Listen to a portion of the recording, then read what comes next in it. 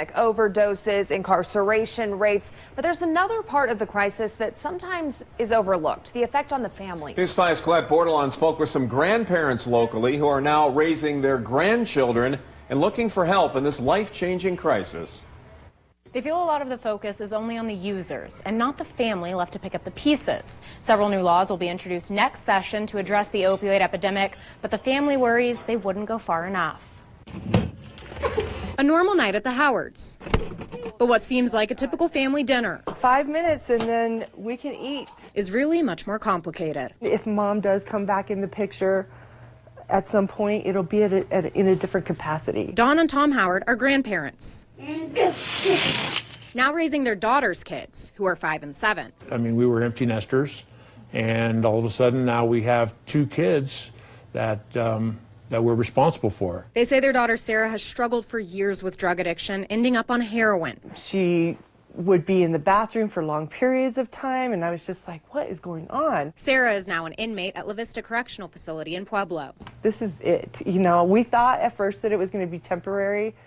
Now it's not. So now I personally am going through that acceptance process that this is my reality. Right now, Dawn says she has power of attorney to make any school or medical decisions for the kids, and there's a court date scheduled in December for permanent guardianship. They're not alone. The El Paso County Department of Human Services says nearly 400 kids have been placed in the care of family members so far this year. In the beginning, when she was on the streets, I mean, I had to take care of her kids, which takes everything out of you. At the same time, I was waiting for a phone call.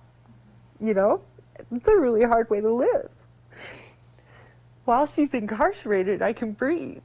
Tears because she loves her daughter and her grandkids, but this is never what she would have imagined. It can happen to anybody.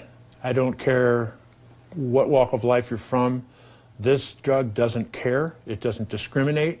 It is all in. Which is why State Representative Bree Buenteo says she's all in, sponsoring 2 of 5 opioid bills being presented to the legislature next year. It's hurting families, and I think that's the element that people forget. Each proposal tackling different parts of the opioid crisis: prevention, harm reduction, treatment in general, as well as in jails and prisons, and also recovery. Representative Buenteo is backing both the treatment bill, incentivizing providers to move out to rural areas. We're talking about student loan forgiveness. We're talking about scholarships. and the recovery bill. Look at housing options for people who do struggle with addiction, as well as workforce development. You know, how do you get back to work? The Howards say they'd like to see the legislature also helping the families left picking up the pieces. And it seems to be a national trend. A study from the U.S. Department of Health and Human Services shows the number of kids in foster care were on the decline until 2012, when they saw a spike. That's around the same time drug overdose deaths started increasing at a faster rate. Not one bill is focused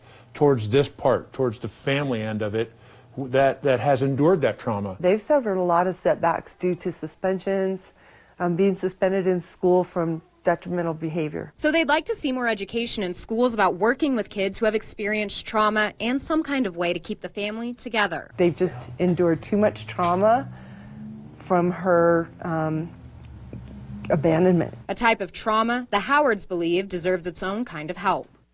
Buenteo says she doesn't know of any policy proposals specific to the Howards issue at this time, but says it could happen in the future. She hopes the 5 bills they're working on now will become law. She thinks they'd make a huge difference. Always watching out for you, Southern Colorado. Colette Bordelon, News 5.